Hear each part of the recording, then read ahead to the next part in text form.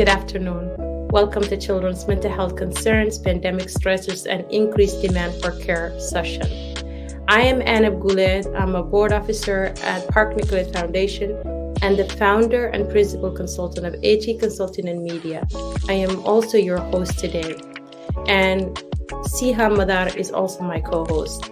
With me are Kara Brandell, clinical child psychologist and clinical manager at Park Nicollet, Abby Harris, a clinical social worker at Park Nicollet, and Paul Danicic, a donor and community relations officer at Park Nicollet Foundation. We have planned a great session for you today, and we hope to have a great conversation with our speakers. I'm pleased and excited and honored that you have joined us as our guests at this virtual event to hear about mental health and to hear about what Park Nicollet's doing, in particular, the school-based programs. As you know, the COVID-19 pandemic has impacted the mental health and well-being of children and has led to increased school-age children experiencing severe anxiety, grief, and depression. Park Nicollet partners with local schools to provide school-based programs, Growing Through Grief, and now No Obstacle to Wellbeing, two innovative school-based programs that provide no-fee mental health, grief, and crisis response programs. Again, thank you, and we are looking forward to having you spending this time with us this afternoon. Just to go over the session objectives, we hope to build awareness about children's mental health well-being in the era of COVID-19, share common concerns and field observations, discuss the increased demand for school-based mental health programs, and share the impact of Park Nicollet's Children's Mental Health Program in partnership with local schools. We also hope to share with you what you can do to support young people. Paul, I want to start with you. Based on the work that the foundation has been doing around children's mental health, how has COVID impacted the mental health and emotional well-being of children and adolescents? Sure. Well, thank you for this opportunity. COVID has worsened the children's mental health crisis, but this was a crisis before COVID. We know that 1 in 5 youth are in need of mental health services of some kind, and 77,000 children in Minnesota alone will experience the death of a loved one. So for that's an ACE, an adverse childhood experience, and we know that 92% of educators say childhood grief is a serious problem, and we have seen COVID worsen both grief and mental health situation for children and young adults. It's worsened it. So we in 2020, emergency room visits went up as much as 30% between 12 and 17-year-olds for 12 and 17-year-olds. And during the pandemic, nearly half of students felt persistently sad or hopeless. So we've seen those feelings increase. We've seen suicide ideation, which is the thinking of suicide. We've seen that increase as well. So COVID has made an impact on children's mental health.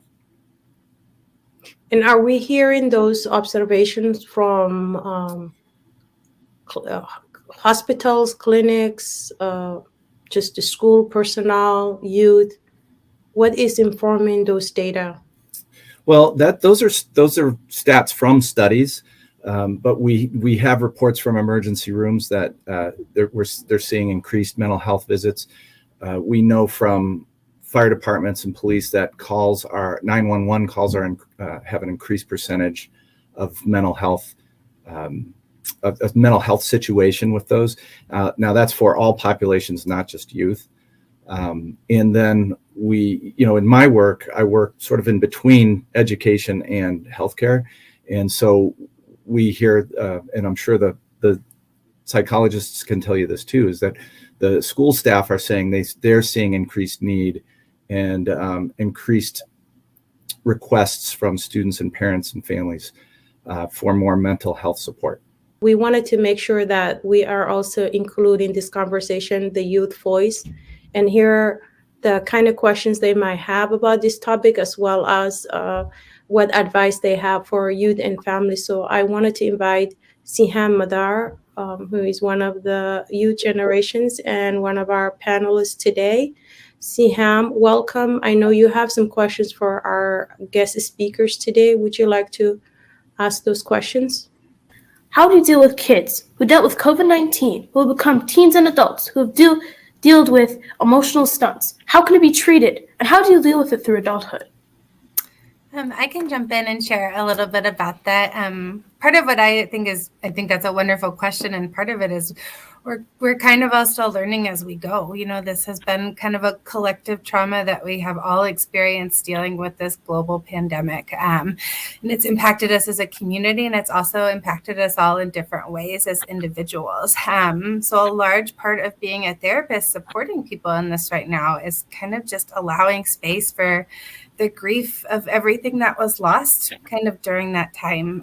I see kids of all different age ranges. So for teenagers, a lot of them might have lost, right, those last couple of years of high school and transitioned into college and didn't get to experience that. For kids who transitioned from middle to high school during that time, that transition to high school has been so much harder because there's just different expectations that they didn't have time to adjust to. You know, for our younger kids, and arguably for all of them, you know, we're seeing such challenges with social emotional development and that time that was lost in the classroom and time with learning. So I think it has just kind of impacted all of these different areas in every single population. So allowing that space for grief and also kind of helping these kids navigate a new pathway forward, you know, in this world that still has COVID, and kind of the new challenges that have come with it.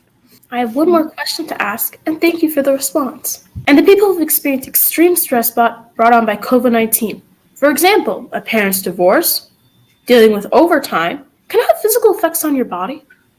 Yes, absolutely. I can jump in here. So stress can have a lot of different impacts in your body, and some of the things really make sense and some don't, right? So stress can cause things like muscle tension and just kind of general, like not feeling well. It can cause headaches and stomach aches. And, you know, it can even over time can cause like high blood pressure, which puts strain on your heart, obviously, and your organs. And so stress is it's a pretty nasty thing actually for your mental health, but also for your physical health. Thank you, Siham, for those wonderful questions. Thank you for answering them in such a wonderful way. Paul, what besides the pandemic, what else has been reported as the contributing factors to mental health crisis among children? Well, because of COVID, it's the things that COVID sort of did to us, if you will. And did to our kids. It's the things that happened from the spring of 2020, which included, you know, closing schools. You know, kids were experiencing lack of contact with friends and extended family members, and with that, you get these loss of milestones, you know, graduating high school, for example. Excessive screen time is in there, and lack of supervision. For folks who might be tuning in and are not familiar with mental health, right? What would you say is a really good definition about what is a mental health? Mental health is really, it's multifaceted, right? So it's our psychological, our social, and our emotional well-being. So mental health really impacts so many different areas of our lives. So it impacts like how we experience the world, kind of, you know, how we feel about things. It impacts our relationships. One thing, you know, that I think about is having positive mental health doesn't necessarily mean that you're happy all the time. And I think that's sometimes something that we believe, like as a society, that if you are mentally healthy, then that means that you're happy and everything is going well. It actually doesn't. So it means more that you feel a sense of balance in your life, that you have a sense of well-being. You have the ability to form healthy relationships. right? Doesn't mean that always your relationships are healthy, but that you have the ability to do that.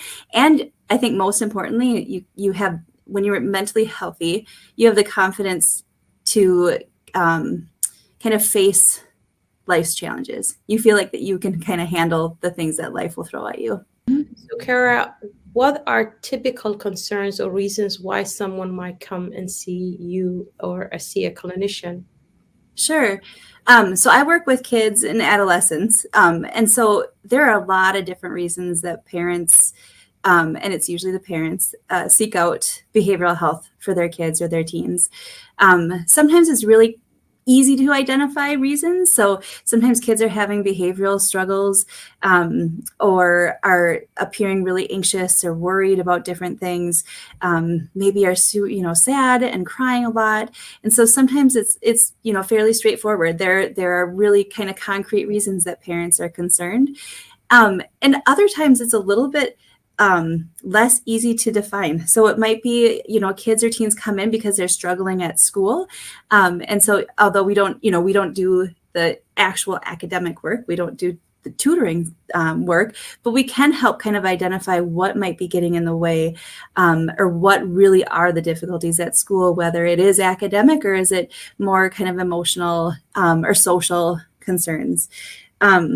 Sometimes people will bring kids and adolescents in because there's some stressful situation. So, I mean, we're talking about COVID. That was obviously a stressful situation for all of us, right?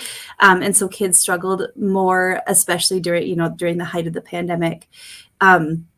Sometimes it's family changes. So if there's something stressful going on in the family, we can help kids kind of process what's going on, and better understand kind of their feelings and their thoughts about that too. So there's so many different reasons that people come in to see us. In general, in the behavioral health, are there access to barriers? And I'm wondering if you can share your take on that, or in general. So in terms of how people access our services, so we provide, across our behavioral health team, we provide mental health services to kids, adolescents, adults, families, right? So we kind of cover the whole gamut, but all who are already patients of Park Nicollet and Health Partners. So we serve the patients of Park Nicollet and Health Partners. Unfortunately, we are struggling with access issues. So like a lot of other clinics around, we struggle with providing enough access to the people who need our services right now. And so it can take months to get an initial appointment. And sometimes, unfortunately, we don't have any appointments to offer. So our access is really tough. And that's obviously, a really big concern for us. In terms of how a parent might go out or might be able to access our services, or access any behavioral health services, I should say, I would recommend first talking with your pediatrician or your primary care provider, because they should be able to give you some recommendations for places you could go. Whether it's at Park Nicollet and within the Park Nicollet system, or if your pediatrician works at a different clinic, they have recommendations and places to tell you to call to get that initial appointment. You can also call your insurance company, because they should be able to give you good ideas of clinics that you could go to, but also which ones are covered by your plan, which is important. And then I'd also encourage people to use the resources at schools. So often, if there are difficulties that are impacting your child at school, make sure to communicate with school staff, with the teachers, and whoever you can talk to at the school, to make sure that they know what's going on too, because they have some really great resources. One of the main reasons really that the NOW program and the Growing Through Grief program were developed were partly because of the barriers to care that we know families face when they're trying to access behavioral health. So those are some programs I think that we're going to talk about later in the program to every patient. What I like about organizations like Park Nicollet that are providing school-based services is that it removes a little bit from the access barrier, right? And I understand that's not something that every school has. That's not a resource that's available to all organizations. So I just wanted to hear a little bit about what is Park Nicollet doing around services that are school based, and understanding that that this is the Park Nicollet Foundation is the philanthropical arm that is providing support to these programs. And so, Abby, can you talk a little bit about the Now program first? Absolutely. So the NOW program, or as you've heard it called a few times now, stands for No Obstacles to Wellbeing, which I think is just the best possible name for it. And as Kara was talking about before, that different therapists kind of come from different levels of training. So as a social worker, the core of my training is this idea of meeting people where they're at, and it's just really a cool program to be involved with, because that is just the absolute basis of it. We're eliminating barriers to accessing, getting people the care that we need. It's a really great display of health equity. So currently we're involved with 3 schools in the metro area. So specifically Burnsville High School is the school that I work with. We also work with St. Louis Park Middle School and Richfield High School. And at each school we have 10 to 12 therapy slots available for different students. These are going to be students who don't have insurance. They don't have parents who would be able to maybe take off time from work to get them from school and get them to a therapy appointment. They might have some like at-home family language barriers, or even parents who might be hesitant to engage in a therapy process, but working with the school helps them maybe get on board or a little bit more comfortable with that. So this is my second school year being involved with the NOW program, but it's been kind of being put on and funded and sponsored by the foundation since 2014. So it's been in effect for quite a bit. In my couple of years involved, I would say over half of the students that I've seen have been students of color. Over half have struggled with sexual and gender identity concerns. A number of them have really challenging family systems. And like I said before, even at times where maybe students have English as a second language. So having become involved in this program in 2021, everyone that I'm seeing is kind of in this, I don't even want to say post-COVID, because it's not a post-COVID world, but I'm seeing kind of all of those impacts of COVID. So across the board, what I'm seeing is, teenagers dealing with anxieties, dealing with depression, increased challenges in maintaining and navigating their schoolwork, increased social challenges after periods of isolation, and more. And so kind of the really cool part of my role is that each session is different, each student is different, and I get to kind of meet the individual need of what that student has going on, while also kind of getting to have that interaction of the school, right? The counselor that referred them, or the school psychologist, or the teacher, kind of able to, express concerns and have a little bit of collaboration.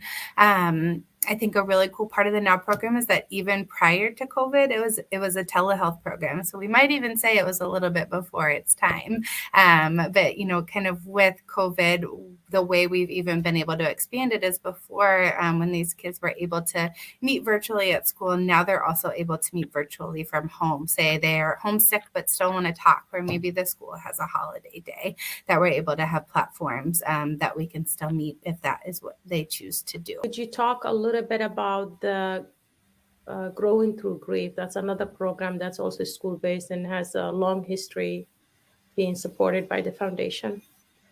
Sure, thank you for that. I'll preface this by saying both of these programs, their school-based programs, are really partnerships. So for example, what Abby and Kara do is under our behavioral health department at Park Nicollet. And I'm at the foundation, which is the philanthropic and volunteer arm. So we raise money for these, we engage the community, but Kara and Abby and in behavioral health provide that program. They do the service. They're the professionals doing that. The third partner in this is the school. And we really can't, we're not a vendor for the school to provide mental health services. We really require their help to make this work with the kids. So they work a lot in finding the right kids, triaging who will do the best with this therapy. And for example, with Growing Through Grief. So Growing Through Grief is a counseling program. It's not therapy, it's counseling. So it's support.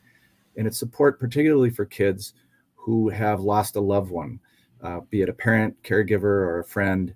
So it's death related. These kids have gone through an adverse childhood experience with the loss of a loved one. And this program started in 97, I think, 96, 96. It's 25 years old. And it started from a need that a family had because they had lost their daughter in her 20s, and they figured that it was from unresolved grief from the death of her father when she was a child.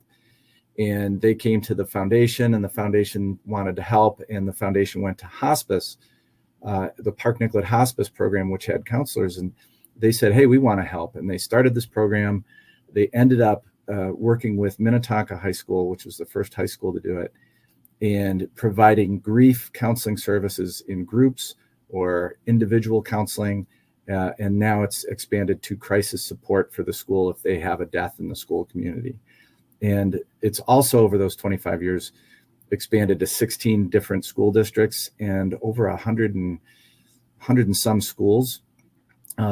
So there's about 700 kids in the Growing Through Grief program. Like I said earlier, there's like 77,000 kids in Minnesota will experience the death of a parent or sibling before they're 18. So it's sort of been this quiet crisis. And people don't like to talk about death. It's a hard thing to discuss, and a lot of us don't know what to say in those situations. And so Growing Through Grief helps kids build resiliency and be able to go through the benchmarks in their developmental lives in a positive way, instead of getting into negative behaviors, which is a common outcome of. Is it something where teachers will recognize the students who might be going through grief and connect them to grief counselor? Teachers will refer kids. Sometimes parents can refer kids. Sometimes our pediatricians will understand that the child is going through this situation at home, and they can refer the child into Growing Through Grief. Any school that has this, and Burnsville districts 191 and 196, Prior Lake, Savage, they have these programs, and they have grief counselors that work in those schools. So anybody really can refer a child. Do you work with schools when there's shootings or kids are processing those type of emotions? Yes, that's the third modality that Growing Through Grief works. In grief groups, which is most of the work, individual counseling where needed, where appropriate, and then crisis support. So, for example, Richfield had a shooting last year, and that was pretty traumatic for the school district and everybody who worked there, and the school families. And so our grief counselors would reach out to help those students, those families, or the school staff. In St. Louis Park, just a school that's 2 blocks from my house, you may remember in 2012, I think it was, there was a horrible accident on a field trip over in St. Paul, and 2 kids lost their lives.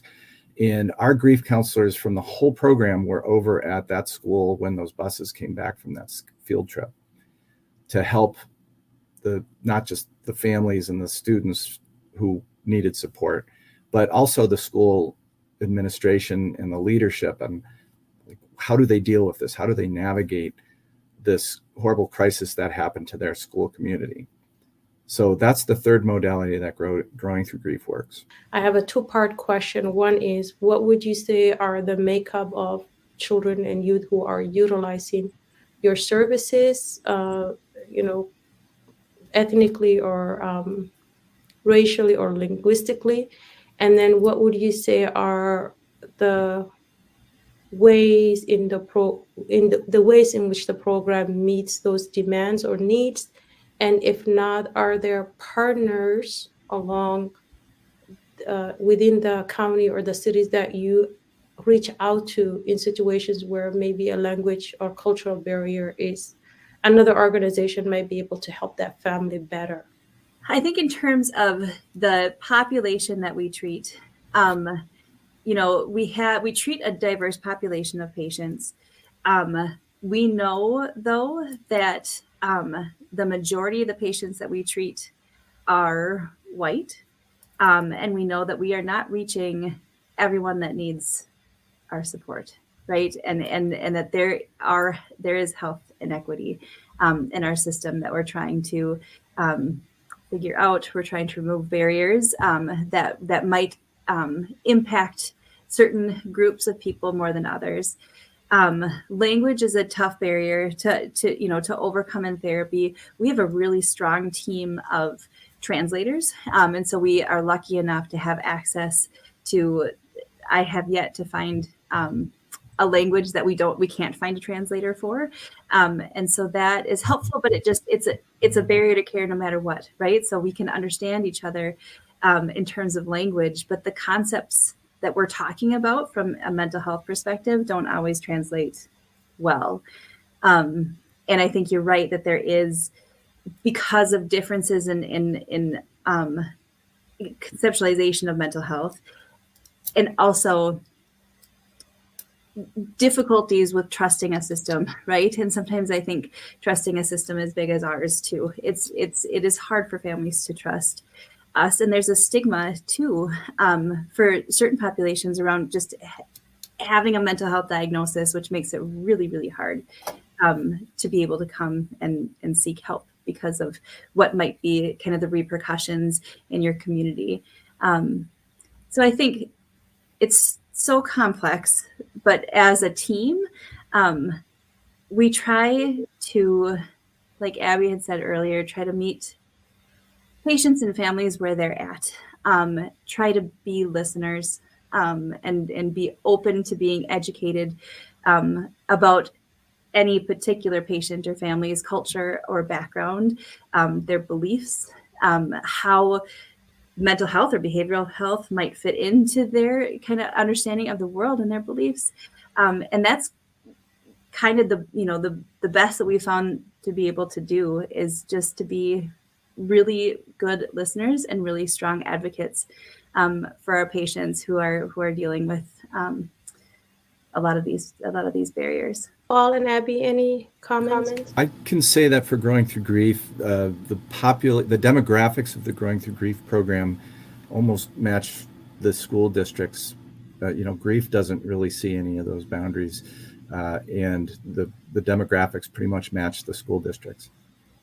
What are other services one might seek or encounter that is connected to behavioral health? Like, for example, if a parent has a child that they're concerned, what are some of the professionals that they will encounter in that process?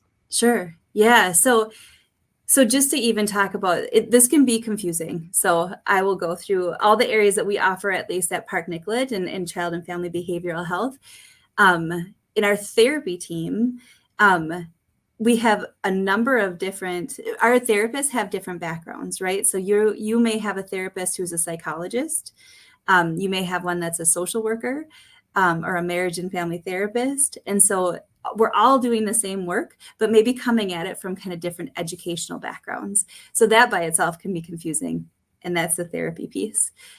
We also have psychiatrists who are medical doctors who can, support patients and families through providing prescription medications for different diagnoses, different difficulties.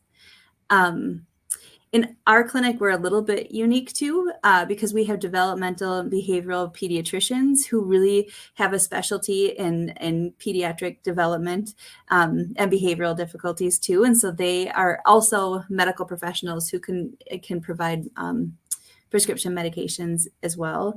And then we have speech and language pathologists too, who work with us, who help kids and adolescents who struggle with understanding or expressing themselves, through language. So those are just some examples, at least within our clinic. Those are the professionals that you would see in behavioral health. Okay. I wanted to ask all of you, including our youth voice, Siham Madar, what advice do you have for youth and children and Alaras? What advice do you have for young people who are struggling with mental health? What advice would you give them? What advice would you give their parents? I'm happy to jump in and start with that question. Kind of thinking about that parent side of things, something that I often suggest to the parents of my teenagers that I'm working with, but I think even if you're not already established with mental health care, is a really kind of cool thing to do with your kids every day. Is every kid walks in the house from school and you say, "How is your day?" and they say, "Fine." And what I like to say is, fine doesn't mean anything, right? Fine doesn't tell us a lot. So what I really like to encourage parents to do is, if fine is the answer, to kind of say, "Hey, can we pick a different word?" And to kind of just allow them the space to, even if they just say good, right? Or maybe they just say okay, or maybe they say bad and they don't tell a lot more. But to kind of invite them in a different way to share about, their day, the things that are going on in their life, and to kind of press a little bit more beyond that fine, because somewhere along the line, fine just kind of loses its meaning.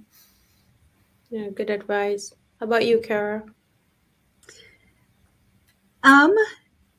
There's so many things I could say. The first thing that pops into my mind, though, and especially thinking about kids and teens, and adults, we have been put into this world where we can access information about whatever we want, whenever we want, right? We can have the news on 24 hours a day and take in all of that stuff. There's a temptation to be online a lot, right? And especially like social media, all of that stuff. And what that ends up doing, I think, is it takes you away from what's going on right now in your life. So what I encourage, especially teens, but also parents and kids, is to take screen breaks, right? Or at least take breaks from the news and from social media so that you can experience your life as it happens, versus always kind of looking out for what's going to happen in the future or what just happened, in a different area. It's good to be informed for sure. But it's also good to give your brain a break and to go out and experience the world and your life as it happens. Yeah, good advice. How about you, Siham? All right.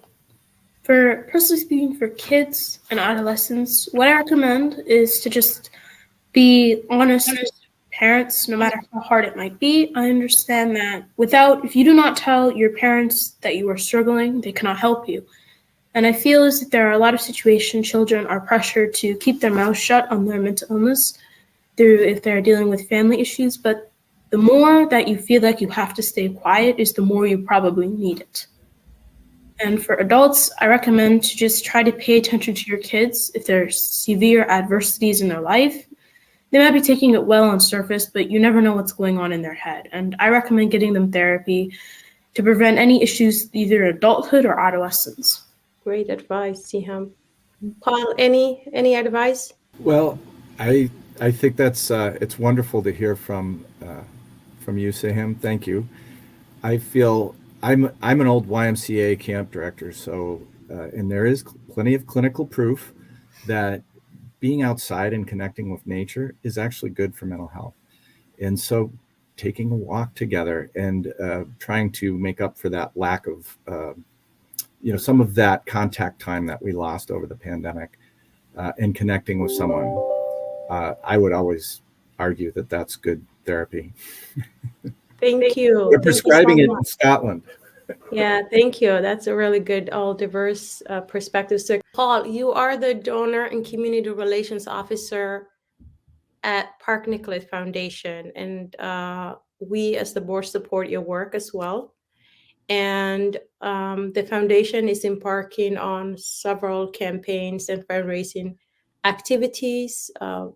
Speaking of the mental health campaign that's going on right now to support the very programs that we just discussed earlier, and maybe to even expand further, what can you share with participants and listeners about this campaign and how they might be able to spread the word? Sure. Well, thank you for this opportunity, because this is an opportunity to invest in our children. And as I said, I'm an old YMCA camp director. I would argue that when we invest in our children, we invest in our communities. And we want to raise money to not just continue these programs, but making an investment in them to help our community move forward and to enrich the lives of the people in our communities through supporting our kids. You've said it yourself on your webpage that when a child struggles, the whole family struggles.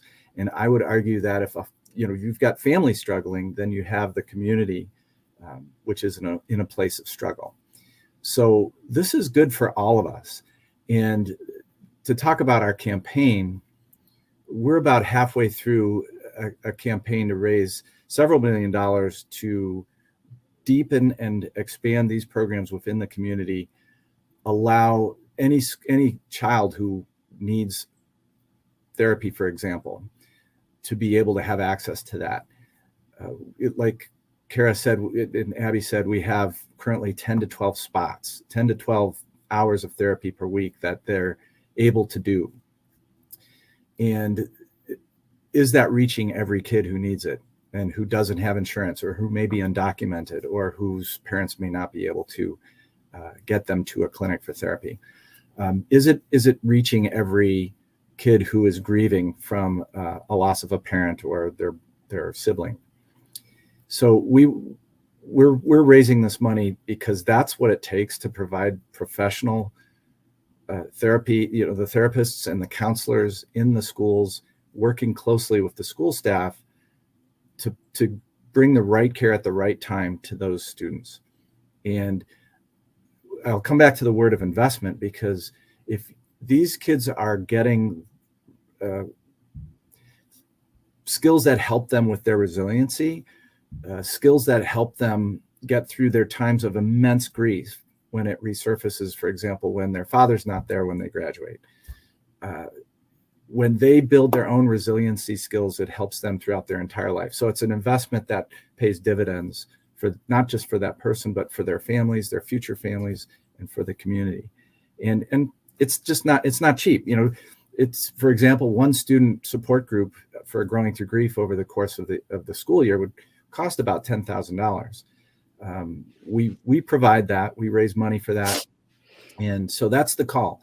That's if folks support this, if they invest in this, we'll be able to do the best for our kids and for our communities. Thank you, everyone, for joining us at this session today and being with us and learning about the mental health impact on children. We highlighted some programs that are in the schools that are providing therapy and counseling.